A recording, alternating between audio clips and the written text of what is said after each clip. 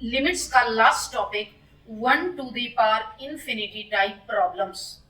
सबसे पहले यहां देख सकते हैं limit x tends to 0 1 plus x to the whole power x के जगह जरा 0 पुट करना और देखना क्या आता है। x के जगह 0 अगर पुट करेंगे 1 प्लस 0 1 आ गया की होल पावर 1/0 यानी ये आ गया 1 की पावर इन्फिनिटी। अगर 1 की पावर इन्फिनिटी आ जाए तो हम इसमें e का कॉन्सेप्ट लगाएंगे, इसे e बोलते हैं। e मतलब एक्सपोनेंशियल। प्रॉपर्टी ये होती है, लेकिन एग्जाम में इसके क्वेश्चन नहीं आते हैं। एग्जाम में क्वेश्चन आता है limit x tends to 0 fx to the whole power gx type question. इस क्वेश्चन को इस प्रॉपर फॉर्मेट में डालना है। मैं डेराइव करने जा रही हूं, ध्यान देना। सबसे पहले हम लोग क्या कर रहे हैं, लिमिट x टेंड्स टू 0, ये प्रॉपर्टी लगाने के लिए 1 प्लस मैं पहले लिख लेती हूं। मैंने 1 प्लस लिख लिया और अब यहां fx है तो क्या बैलेंस करने के लिए -1 देना पड़ेगा ताकि 1 और -1 कैंसल हो सके। और इस प्रॉपर्टी को लगाने के लिए 1 प्लस के बाद जो है उसी का रेसिप्रोकल यहां लिखा है। यहां 1 प्लस के बाद जो भी है इसी पूरे का रेसिप्रोकल यहां लिखना होगा। हो गया? हो गया रेसिप्रोकल। अब सुन लेना क्या होगा। इस क्वेश्चन में तो gx था, मैंने यहां gx लिख दिया। ये तो था नहीं, अपनी मर्जी से डाले हैं ना। ये fx के जगह ये था fx, gx ये था, ये तो अपनी मर्जी से डाले हैं। इसे बैलेंस करना होगा। जो यहाँ fx-1 लिखा है वही fx-1 यहां डालना होगा। अब गौर से देखना, क्या यहां से लेकर इस पूरे को क्या बोल सकते हैं, एक बार हाँ सही बोले, ध्यान देना। 1 plus x to the power 1 upon x को e बोलते हैं। 1 plus x to the power 1 upon x को क्या बोलते हैं, e। यानी हमारा प्रॉपर्टी हो गया e to the power limit x tends to 0 gx into this one. ये रहा gx और ये रहा fx-1। किस प्रॉपर्टी का ये कॉन्सेप्ट है, 1 टू दी पावर इन्फिनिटी का अगर क्वेश्चन है, limit x tends to 0 fx to the whole power gx। अब मैं बता दूं, अगर हमारा 1 टू दी पावर इन्फिनिटी है, अगर हमारा यह 1 टू दी पावर इन्फिनिटी है तो ऐसा कॉन्सेप्ट लगाएंगे। इसको इस प्रकार से समझना, अगर 1 टू दी पावर इन्फिनिटी रहे तो e की पावर, ये जो पावर है ना, ऐसे समझ लो कोई गांव में देखते हो एक बच्चा कोई है, वो अमरूद के पेड़ पे चढ़ा हुआ है। वो देखा है कि उसकी मम्मी के पास 10-10 के कुछ नोट हैं, तो वो कह रहा है कि मैम मम्मी से कि मम्मी मैंने देखा है 10 का कम से कम एक नोट दोगी तभी मैं उतरूंगा, नहीं तो मैं नाराज हूं, मैं ऊपर रहूंगा। वो अमरूद के पेड़ पे ये चढ़ा हुआ है। उसकी मम्मी बोल रही ठीक है नीचे उतरो, तुम जो मांग रहे मैं दूंगी। ये ऊपर में था, नीचे उतर गया। उसकी मम्मी के पास जितना 10 का नोट था एक घट गया, क्योंकि वो एक नोट तो अपने बेटे को दे दी ना। दोबारा बोल रही हूँ, ये पावर यानी बच्चा जो ऊपर चढ़ा था वो नीचे उतर गया, और नीचे जो उसकी मम्मी वेट कर रही थी उनके पास 10 का एक नोट घट गया। यही प्रॉपर्टी है, फिर से बोल रही हूँ, जब भी 1 की पावर इन्फिनिटी रहेगा e to the power limit x tends to 0, ये पावर को मैंने लिख लिया, ये gx पावर है मैंने gx लिख लिया, इनटू यह जो एंगल है बेस है उसमें एक -1 कर लूंगी। बस अब क्वेश्चन करते हैं। पहले रख के देख लो, x के जगह 0, 1 प्लस 0 क्या हो गया 1, 1 अपॉन 0 क्या हो गया इन्फिनिटी। अब यहां समझना है, e to the power limit x tends to 0, तुमने क्या सीख रखा है, ये पावर नीचे उतर गया और नीचे जो भी था नीचे 2x ही होगा, और ये नीचे जो भी था, नीचे ये था -1,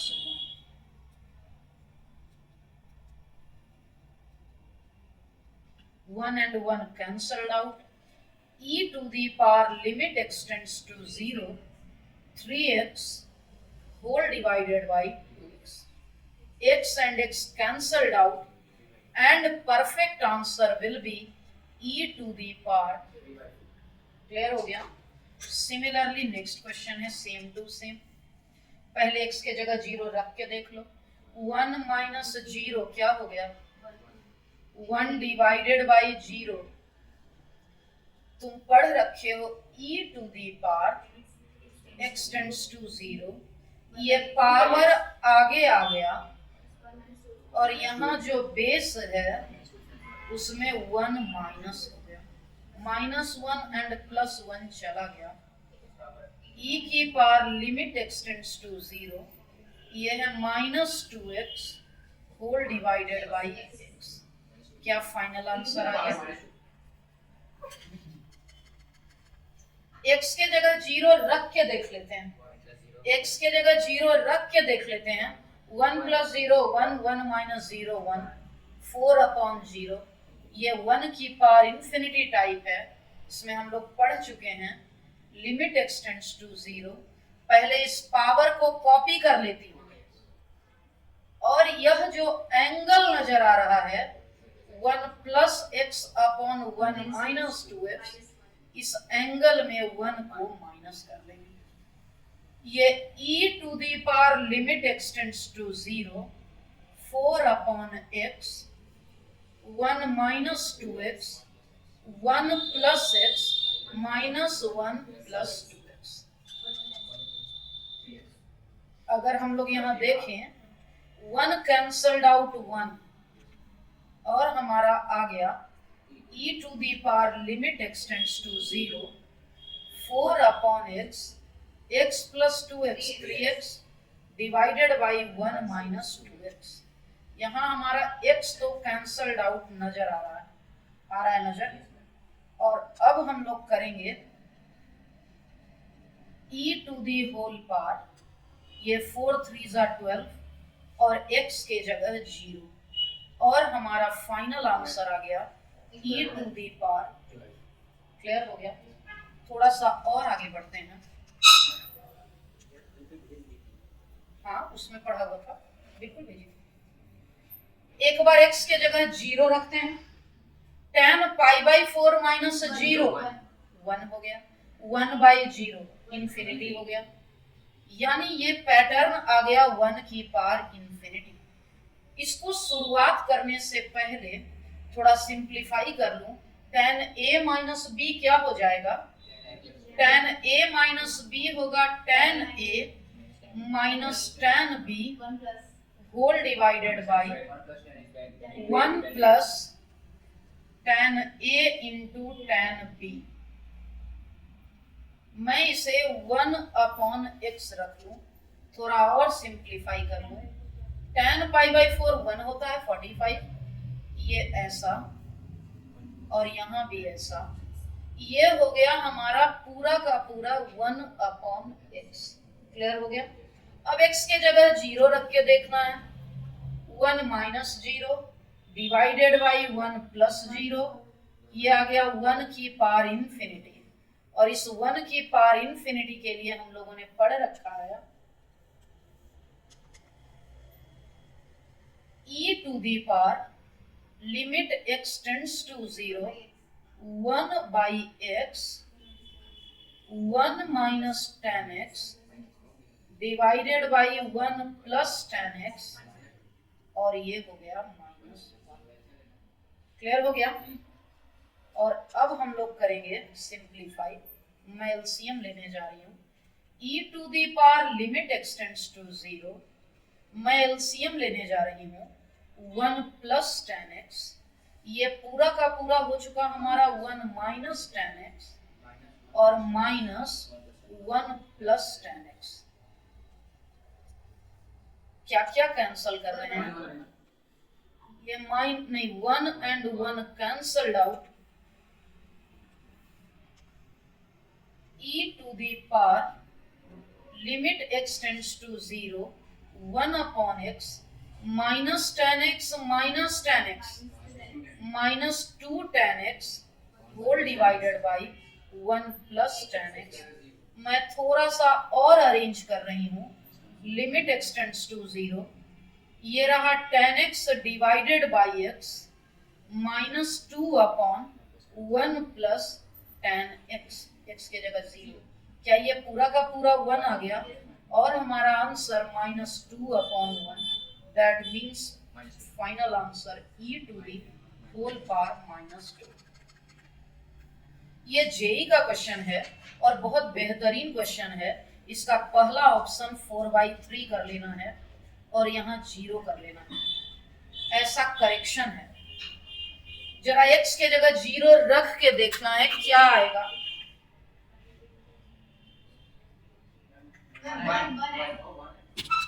x के जगह 0 रखना है. 0 प्लस 0 प्लस 3 0 प्लस 0 प्लस 3 ये 1 आ गया. 1/0 ये इनफाइनाइट आ गया. 1 की पावर इनफाइनाइट. अब समझना है, यहाँ पढ़ रखे हैं कि limit x tends to 0 x square plus 5x plus 3 whole divided by x square plus x plus 3 divided by 1 upon x बराबर e to the power limit x tends to 0. ये पावर पहले आएगा, जो बेस में है उसमें -1 हो जाएगा. ये प्रॉपर्टी सीख गए. ये प्रॉपर्टी तुम सीख गए. मैं एलसीएम लेने जा रही हूं. e to the power limit x tends to 0 x square plus x plus 3 this minus this x square plus 5x plus 3 मैंने माइनस कर लिया x square plus x plus 3. अगर हम लोग यहां देखें this and this cancelled out, जो 3 and 3 cancelled out, जो बच गया उसे देख लें. e to the power limit x tends to 0 1 upon x 5x minus x 4x divided by x square plus x plus 3. हमारा x and x cancelled out. अब जो बच गया हम लोग उसमें x की जगह 0 रख लेंगे. 4 upon 0 plus 0 plus 3. So our correct answer will be e to the whole power 4/3. Clear हो गया. Shifting to next. जेई का ही एक ऐसा 5-6 बार पूछा गया. एक बार यहां रख के देखते हैं क्या है. Limit x tends to infinity 1 plus a upon x b upon x square whole to the power 2x equal to e square. x के जगह इनफाइनाइट रखना है. इस x के जगह इनफाइनाइट रखेंगे क्या आएगा. 1 plus a by infinite b by infinite x के जगह इनफाइनाइट. क्या ये 1 की पावर इन्फिनिटी आ चुका है. मतलब हम लोगों ने जो कॉन्सेप्ट पढ़ा है वही लगाएंगे. e to the power limit x tends to infinite जो है पहले पावर नीचे लिख दिया. बेस में -1 करूंगी. a by x b upon x square -1. क्या ये 1 एंड ये 1 कैंसल्ड आउट. डिनोमिनेटर से x कॉमन निकालकर कट कर लेती हूँ. बाई एक्स यहाँ a बचा, यहाँ b अपॉन x बचा. x and x cancelled out. e to the whole power limit x tends to infinity. ये 2 हो गया. ये a x के जगह इंफिनिटी b अपॉन इंफिनिटी और हमारा राइट साइड e स्क्वायर है. देख लो क्योंकि दोनों का बेस सेम है, क्या दोनों का पावर सेम कर दूं? दोनों का पावर जब x के जगह इंफिनिटी पुट हो चुका तो अब इसे लिखने की आवश्यकता नहीं है। e की power 2a equals to e की power 2a equals to 2 cancelled out a equal to.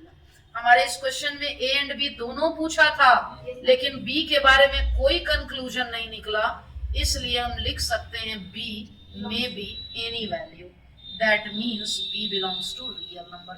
कौन सा ऑप्शन आ गया? Second option a1 b belongs to 1 की पावर इंफिनिटी वाला टॉपिक खत्म हुआ। एक हमारा आखिरी टॉपिक एक ही क्वेश्चन है, सैंडविच थ्योरम। इसको सिंपली ऐसे समझते हैं, मान लो ये एक बेंच है, डेस्क जिस पर बच्चे बैठते हैं पढ़ते हैं।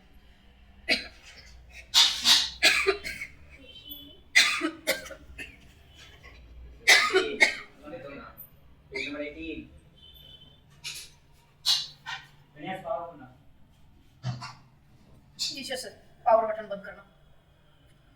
जेई मेन का कितना पेज नंबर है? 18 पेज 18। उसको बार बार दबा रहा, बंद हो रहा था वो, तुम उसको बार बार नहीं दबाना था, एक बार दबाओ। बोलना नहीं है, बोलना नहीं है। सैंडविच थ्योरम लास्ट टॉपिक है हमारा, पूरे लिमिट का। बंद हो रहा है, छोड़ दो, देखने दो, देखना तो मत छोड़, बंद होने दो। अब ऊपर से बंद करो। नहीं बंद नहीं हुआ ये, हवा ना बंद लेगा बस, ऊपर से अभी देखना है और समझना है सैंडविच थ्योरम। मैं क्या सिखाने का प्रयास कर रही हूँ, ये डेस्क है जिस पर बच्चे बैठे हैं, लिखते हैं, और इधर में ये बैठे हैं। ये पहला बच्चा है, ये दूसरा बच्चा है, ये इधर फेस करके बात कर रहा है, ये इधर फेस करके बात कर रहा है, और इसी बेंच पर एक तीसरा बच्चा भी बैठा है बीच में।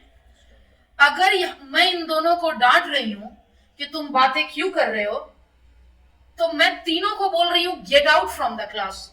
ये ग्रीन वाला नहीं बोल सकता है कि मैं तो बात नहीं कर रहा हूं। क्यों? ये इसकी तरफ फेस कर रहा है, ये इसकी तरफ। ये चाहता तो दोनों को हटा सकता था ना, कि तुम चलो बात मत करो, मैं डिस्टर्ब हो रहा हूं। अगर ये नहीं हटा रहा है, मतलब इस दो रेड कलर के ब्रेड के बीच ये ग्रीन कलर का स्टफ सैंडविच है। सैंडविच क्या होता है? दो ब्रेड के बीच स्टफिंग करते हैं, फिलिंग करते हैं। क्योंकि इन दोनों के बीच जो ये बातचीत कर रहे हैं उसमें ये तीसरे की भी भागीदारी है, इसका मतलब इन दोनों के इस बातचीत में ये तीसरा भी शामिल है। अगर ये दोनों बोल रहा है कि हाँ होली की छुट्टी होनी चाहिए, तो ये भी कह रहा है हाँ होनी चाहिए, क्योंकि तीनों मिलके कर रहा। सैंडविच थ्योरम कहता है कि अगर इसकी वैल्यू भी 1 है, इसकी वैल्यू भी 1 है, तो जो बीच में रहेगा वो भी उन दोनों को सपोर्ट करेगा और इसकी वैल्यू भी 1 होगी। यही है सैंडविच थ्योरम। अब इसके क्वेश्चन को समझ लेते हैं, ये क्या करना चाहता है। क्वेश्चन कह रहा है if such that R2R be a positive increasing function। देखना, इंक्रीजिंग फंक्शन ऐसा होता है, ये इंक्रीजिंग फंक्शन है। अगर ये x1 है, x1 यानी नीचे है fx1, अगर ये x2 है मतलब fx2 लगभग यहां पे होगा, अगर ये fx3 है, x3 क्योंकि x1 आगे बढ़ रहे हैं, ये fx3 है। हम लोग क्या कर रहे हैं, क्योंकि f is an increasing function, क्योंकि f is an increasing function, इसलिए क्योंकि f एक इंक्रीजिंग फंक्शन है, इसलिए fx1 इंक्रीजिंग फंक्शन का मतलब है जब ये x1 छोटा था, इससे बड़ा इनपुट x2 था, उससे बड़ा आगे बढ़ना है, बढ़ता जा रहा, तो क्योंकि ये इंक्रीजिंग है इसलिए इसका आउटपुट भी जैसे जैसे आगे बढ़ेंगे ये बढ़ता जाएगा। अब क्वेश्चन को गौर से देखो, इसमें भी नीचे fx है, इसमें भी नीचे fx है। क्वेश्चन में 2x और 3x है, तो मैं x1 x2 न लेकर ये रहा x, मैं यहाँ 2x ले रही हूँ और यहाँ 3x ले रही हूँ, क्योंकि क्वेश्चन की ये डिमांड है। तो यहाँ x, यहाँ 2x और यहाँ 3x। हमारे क्वेश्चन के अनुसार तीनों के डिनोमिनेटर में देखो fx बोला हुआ है, मतलब मैं fx से डिवाइड करने जा रही हूँ तीनों को, मैं तीनों को fx से डिवाइड करने जा रही हूँ। क्यों कर रही हूँ? क्योंकि क्वेश्चन की ये डिमांड है।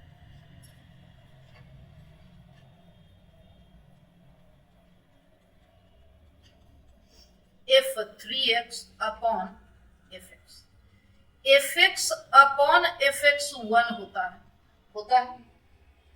ये क्वेश्चन में पूछ रखा है ये बीच वाला, और ये लास्ट वाले की वैल्यू दे रखी है क्वेश्चन में। f3x अपॉन fx 1 दे रखा है, f2x अपॉन fx पूछ रखा है, ये 1 दे रखा है। अब तुम यहाँ गौर से देख लो, इन दोनों के बीच ये सैंडविच्ड है, इन दोनों के बीच ये सैंडविच्ड है। ये कह रहा है 1 से बड़ा या इक्वल, ये कह रहा है 1 से छोटा या इक्वल, तो इसका साफ साफ मतलब हो गया limit x tends to infinity f of 2x upon f of x की वैल्यू 1 होगी। लिमिट हमारा 100% खत्म हो गया।